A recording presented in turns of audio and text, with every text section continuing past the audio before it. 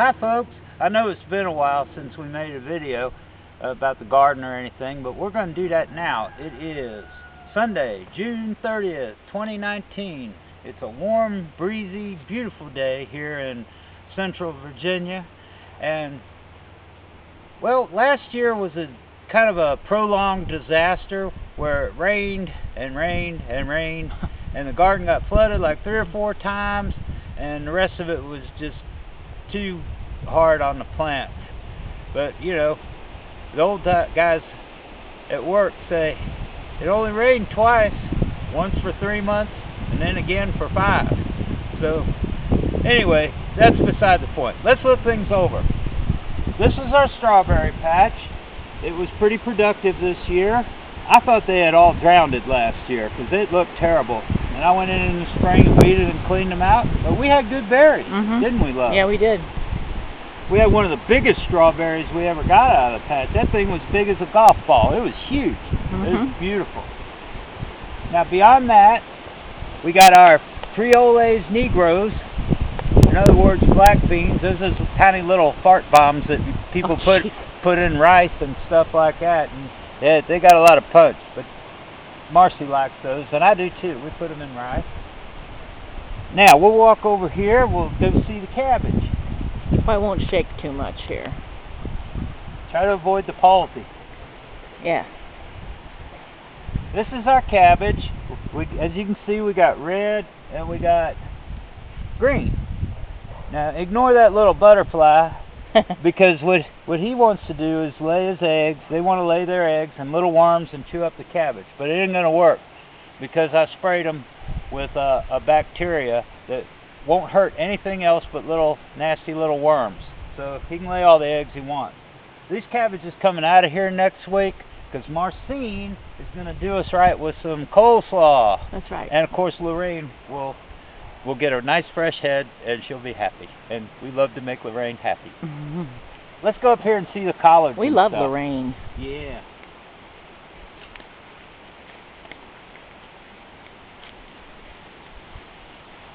Kind of hard not to jiggle. Sorry, people. That's okay. Okay. These are our collards. All these we started inside from seed.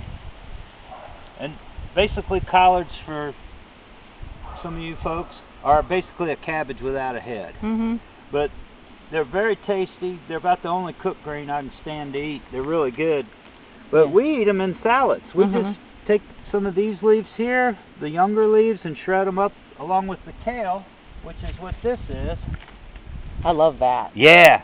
And we mix them in with our lettuce and our chard that you see here. That's this multicolored thing, which is basically a beet without a root, but it's real good. And it adds a lot of color and flavor and nutrition to the salad.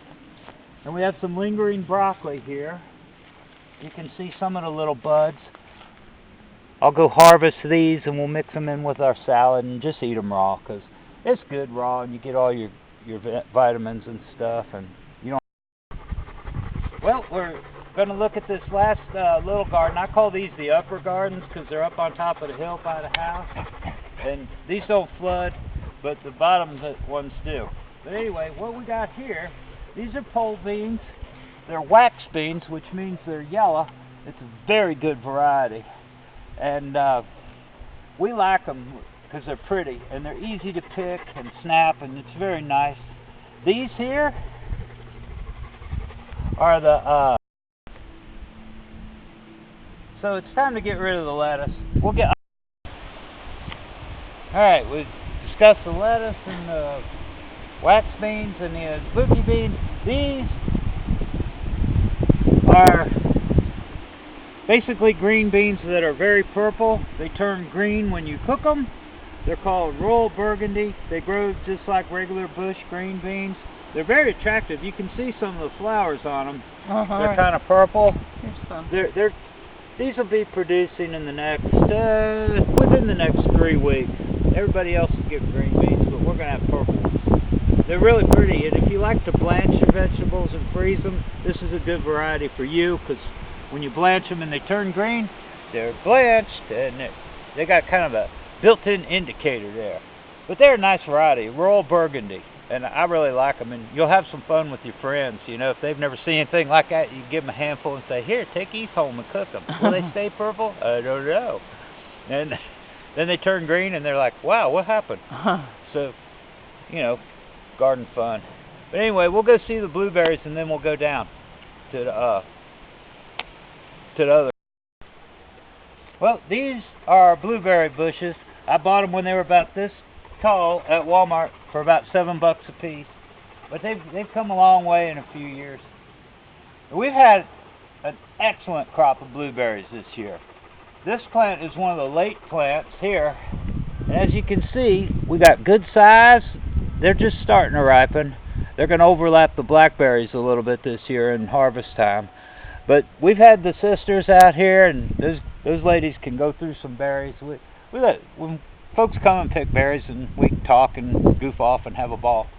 But as you can see, our festive balloons up there, they're supposed to scare the birds, but they do to some extent. But they don't scare the squirrels. The squirrels nibble on them too. But you know what? There's plenty for everybody, so we're not really concerned about that. We got all we want. Neighbors, friends, nice lady, Miss Bullridge at church. We take her some, and she's very happy, so everybody's happy, so I ain't worried about it. We'll go down and look at the other gardens. All right, we're down here at one of the patches. There are about 4 patches, and this 4 main ones. And this one's kind of got a mixed bag. We got sunflowers here and here, and as you can see, the deer have been pruning them a little bit, but you know what? They're not eating Marcy's lima beans, so I don't care. They're sunflowers. You know, they're just there to feed the soul with their beauty. And then next, we got okra. It's coming along good. I'll give it a little fertilizer before the next rain, and that'll push it along. It loves the heat. So Is that the watermelon? Yeah, these Wow. are watermelons. That's doing good. Now, you can see in between the rows there's some weeds, but I sprayed them last week, so there will not be weeds in between them. And once these guys get to kicking in like they are, they're going to take over this. You won't see between them. It'll just be a big mass of Watermelons and vines and everything else. And who knows, we might even get a watermelon or two. Beyond that is summer squash. There's zucchini, there's yellow squash, and down at that far end, beyond that little bamboo stake, is the white squash that looks like flying saucers and UFOs. They call it patty pan. I call it UFO because it looks like little flying saucers, and people like those. The older folks around call them simulants. I don't know why. And we'll go around the other side, and I'll show you some other stuff. I might have to jump in that. All right, what you see behind me, this here is zucchini. It's just barely started flowering. We'll be getting fruit off this next week and beyond. And then there's yellow straight neck squash there. It's multi-pick, and this is black zucchini.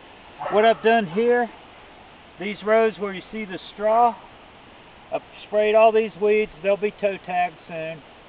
Toe tag? Yeah, dead. And what you do to keep a consistent yield of summer squash, because it tends to grow itself to death, it's very productive, is when this starts flowering, I plant a second planting here. And that's why I put the straw. Why do you put the straw there, Sam? I put the straw there mainly because I don't like dirt all over the fruit. When the squash comes out, it lays on the ground, and this gives it a little padding, so you get better quality fruit, and it looks good and easier to deal with. Plus, it helps hold in moisture, which is good for these because they're heavy feeders. They're growing machines, so they suck up a lot of water, and this helps keeps it water and keep the root cool too. Oh, they're lush. They're real lush and green. They're very lush. It's like a little jungle of squash. And what do we have here, Marcine? Lima beans. Who likes lima beans? Me. You can see the deer have nibbled on them a little bit, but they're outgrowing it. Ththey've gone beyond.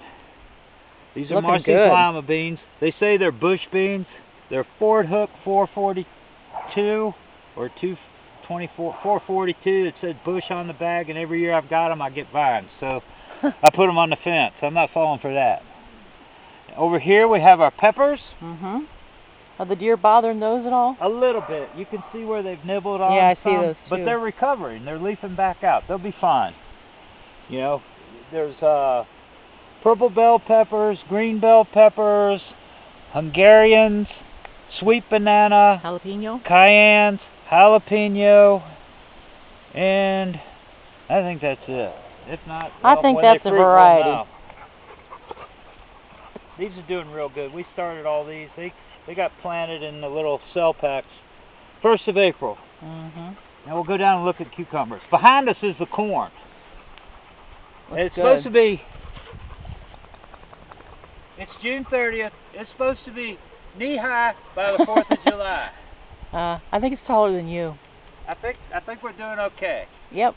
So it's Bloody Butcher. It's an old Virginia variety, and the ears of the corn, when they're harvested, when the corn is hardened, are blood red. They're almost black, and occasionally get one that has white and blue kernels in it. It's kind of like a red-haired kid. All right, let's go. These are the cucumbers. They took a little hit from the deer, but they're recovering. They'll be fine. I ain't worried about it. They're starting to flower a little bit. I see some flowers in there. Now, plants called cucurbits, which are squash, cucumbers, pumpkins, and melons, they have male and female flowers on the same plant. These are the male flowers here. I don't know if I could see that or not. Oh, that's a male flower. How do you know that? If it was a female flower, there'd be a little cucumber right below it. Oh, really? Mm-hmm. So, these are the male flowers. Squash does it, pumpkins, cucumbers. So these will be doing good. They'll grow up all over this. I keep putting them back on. They got these little tendrils that wrap around. Yeah, you can see how they do. And the beans don't have tendrils. They spiral. You want to know something interesting? Every plant in there will spiral the same direction. I don't know why. I don't know if they go the opposite direction in the southern hemisphere. Well, maybe somebody can enlighten me about that, but I really don't care as long as I get food. It's just something interesting that you observe. They all spin the same way around the pole. Come along, Marcine. What a nice patch of corn. Yeah, we did real good with the weed control in here this year. I had some bare spaces, which I think were due to the soil was still kind of wet after last year. I mean, at one point last year, the water was up to here where I'm standing. Yep. So this is a huge blessing. I filled in the spaces. I just took handfuls of corn and stuck them in. That's what I filled in, because I don't like empty spaces. And we'll have extra corn for longer. Yeah, it'll just be a little later, but it's all open pollinated. So now over here we have tomatoes, potatoes, and sweet potatoes. Now we buy 10 pounds of Kennebec potatoes, which are a white skin variety. And I put them in this row, and over in the next row towards the edge, those were supposed to be red Pontiac, which are a red skin potato, and they're white on the inside.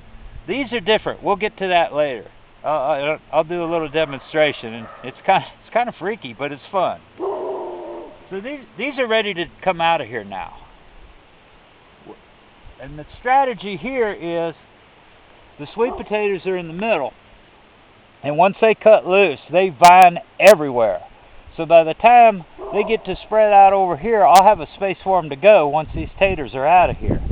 So they'll have a little more room, and I won't have to mow them over. I'm going to have a lot of cannon to crawl do. in the, So those are Beauregard sweet potatoes. The variety of potatoes over there is all red, and these are Kennebecs. And we got a whole variety of tomatoes in there. Half of them I don't know what they are, because I save my own seed, and sometimes they get together and have funny little kids, and they all taste good, so I really don't care as long as they're good. My tummy doesn't know the difference. So let's look at them real quick. These are our tomato plants. Now, for some reason, I don't have the best results starting tomato seeds because I start them under lights, and I don't think they like the spectrum of light much that I've provided. But eventually they recover, and these have recovered real nice. They look like hell when I put them in here. They were the most pathetic little tomato plants. I'm glad nobody could see me. But anyway, this is how we grow them. We string them as they grow. Now I'll go in here before they're about ready for their next string, and we'll just go up and up and up and up and up till we get to the top of the pole, and then they'll come over this. They'll come over the top of it. Yeah, but I prune the hound out of them. So they're easy to pick. They're like a hedgerow. You just reach and pick. Air goes through. It's good for disease prevention.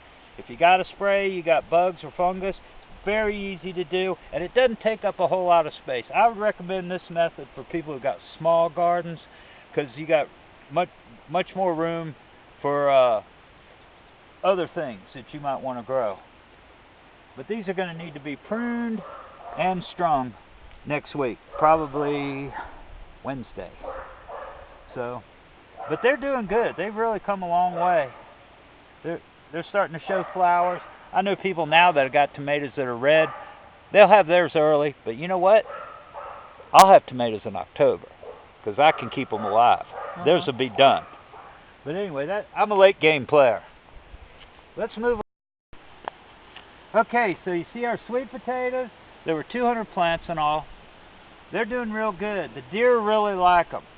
So once they get growing, you got to kind of watch them a little bit. I might have to put up some barrier or something. I don't know. Or I might just shoot them. Then we have meat and potatoes. But anyway, I want to show you these potatoes here.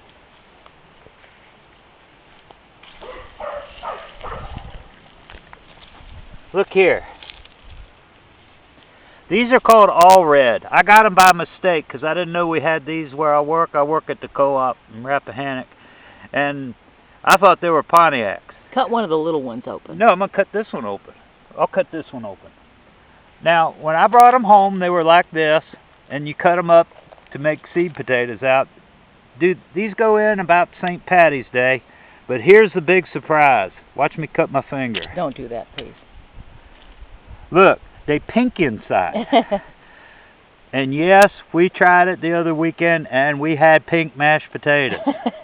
It was kind of fun. They're good. But they were good. They're I mean, good. if I was Stevie Wonder, I wouldn't have known they were pink or notice any taste difference or anything.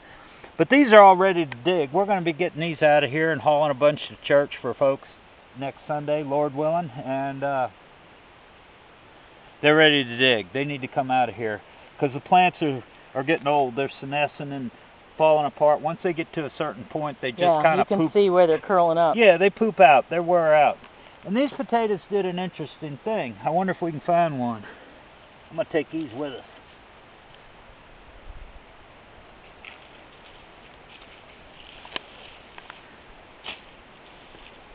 And notice I leave the trash back because that's nutrients. It's going back into the soil. I don't remove it from the garden. It goes back in.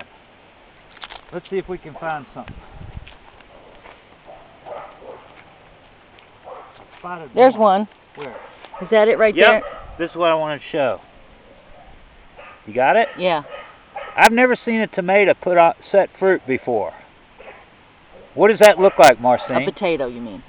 A potato set fruit before. It looks like a little tomato. Yes, it does. You know why that is? No. Because tomatoes and potatoes are in the same family. They're in the nightshade family. Mm-hmm. Now, there's seeds in here. Huh. I've heard of seed potatoes, but I've never seen potato seeds. They turn yellow, and I'm going to see what happens. I might harvest some and see if they'll germinate next spring or something, just a fidget, because I'm curious. All right, enough with the potatoes? Yep. All right, let's look at the winter squash. This here is our winter squash and pumpkins. Let's see, what's in there, Marcine? There's acorn, there's butternut, there's Hubbard, there's two kinds of cushaws, the green stripe and the orange stripe cushaw. If you don't know what a cushaw is, look it up. C-U-S-H-A-W. There's one called pink banana, which really looks like pink torpedo because they get about this long and they get about that big around. And They're delicious. They taste like a butternut, but better. All these, you plant these on the solstice, so they're ready around October. You can plant them early, but nobody wants pumpkins and winter squash on Labor Day. No. They want it in October when fall. When people want apples and seasonal cider things, cider and different things like that. So that's why this thing, in not too long a time, you won't see any ground here. It'll be covered up because once they kick in, they are very aggressive growers. You don't want to stand still near them too long because they'll grab you. But this is a fun thing to do. I mean, it takes a while to plant them because you plant them by hand, but boy, does it pay off. It pays off in tons, not pounds of food. It doesn't it, Marcy? Yes, it does. We had the whole garage full of that stuff one year. Year before last. Yeah. Year before last was a good year. Last year, the less said about it, the better. Yeah, really. Last year was rough. So that's what's going on down here. Over here is our hay field. Our neighbor has gotten his, he cuts on there. He keeps the field cut, and he gets the hay, and we get a cut field. Just off to your left, last year we had a beach. Yeah. It was big too. There was sand out here. Just a big patch of sand, probably about a fourth the size of a football field. And I looked down there and saw it. I said, we need to call the youth pastor at church and get the youths out here. We got beach volleyball right out here in the hayfield. But it's mitigated. I mean, things are looking much better. All the farmers are getting their hay in this year. They're all happy. They're they're all worn to a frazzle because it's been working them to death. But hay got to be pretty scarce last winter. But now they're feeling better about everything, and I am too. We'll go look at the blackberries and grapes and kiwis, and then we'll be done. How about that? How about that? How about Yes, indeed. Here we are at the locally famous blackberry patch. We have more fun down here when the neighbors come, folks from church and friends come, and we all start picking and carrying on and talking and laughing, and it's just good, wholesome, good time. As you can see, they're starting to turn. Yeah, within another 2 weeks, we'll be picking, and I got people ready to go on this. A lot of berries. Yeah, this patch is about 20. There's an almost black one. What do you see? Oh yeah, there you go. Maybe a week. He's got mine. No. Oh, look over there. What do I spy? I spy a black one. See, so it's okay in a week. Yeah, here's one. Look right here. Yep. But this is a small one. Yeah. Some of these things get about as big as your thumb. Yeah. But this patch is about 25 years old. Very easy to maintain. Very easy to prune. And Lord only knows how many quarts of blackberries have come off of this patch. Come out of this patch. And they go. We got 2 sisters in their 60s that live up on the hill, and they come down and they can pick some berries. And what they'll do is they'll take and make cobblers and stuff and take it down to where the seniors go and to get fed, and they'll take it down there to them, and that really warms my heart to know that the blackberries are helping people out and giving them something good to eat. I like that. So that's what we do. Now over here we got grapes and kiwis. We can take a little trip over there and look them over. These are our grape plants. We got 3 of them. They're seedless Concord. We have yet to get any grapes off them because when they start getting ripe, they get ravaged by critters. But they're attractive. You can see there's grapes on these things. There was. Whoops, sorry. Sorry, love. There was that last time. They were looking good too. They were dark and. So I'm gonna wrap this thing with a net or some cheesecloth or something. See if I can keep them out of here. Oh yeah, there's lots of grapes. But they're looking good. They're fun crop. Healthy. I got these that when they arrived in the mail, they look like little sticks about this long, but they've come through. They've shown some initiative here. Now over here we have kiwis.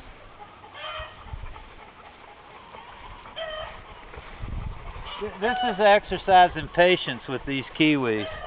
These things have been here, 5 years or so. And I got 3 of them initially. And I thought, now kiwis are either male or female. There's none of this gender fluid crap with kiwis or anything like that. They're either male or female. I thought I got 2 females, and a male. They turned out to be all girls. So, well, yeah, you know where I'm going with this. So, in other words, we don't get any fruit off them. So, a couple years ago, I bought a male. That's him over there. Oh, that's him. I wonder where he was. That's the male. And yes, I used a part of an old clothesline setup to I wondered where that came from. On. That's the male. He hadn't flowered yet. The females have flowered this year, but it can take them 3 to 4 years before they'll flower. So, maybe by the time I'm 70, it might work out. But I tell you what, they're doing great. They're intense growers, and they look cool, and they're easy to deal with. Japanese beetles nibble on them a little bit, but not enough to be economically significant. But I just think they're cool, and maybe it'll work. If it doesn't work, oh well, live and learn. But they're fun. They weren't very expensive either, so. But they grow like crazy. I mean, I'll prune the hound out of them in the winter, and then once they start growing, man, they take off. And I give them chicken poop and everything. I give poop to the blackberries too. That's why they do so good. They're heavy feeders. But that's what's going on in our garden this year, and praise God for the better weather, because it was real discouraging last year. I mean, you put in 5 times the work for 10% of what you get. You know, I think, what did we get last year? 6 tomatoes? 6 tomatoes out of how many? 48 out plants? Out of 42 plants, and they tasted like crap, you know? Yeah. I mean, I'd have been better eating the fertilizer I put on them than them things. They were nasty. But this year, so far, so good. And I say that, but fully aware I can have everything looking perfect just the way I want it a week before harvest, 10 minutes worth of hail, I'm done. But that's what happens, you know. If you plant your seeds, you take your chances.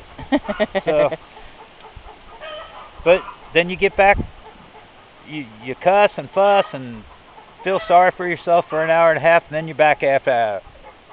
But anyway, I hope you enjoyed this tour. If you have any questions or anything like that, you know, put it in the comments or something. If you want to talk gardens, put it in the comments. Yeah, I don't know everything, but I'll tell you all I know. Thank you all, and God bless. Bye-bye. Bye.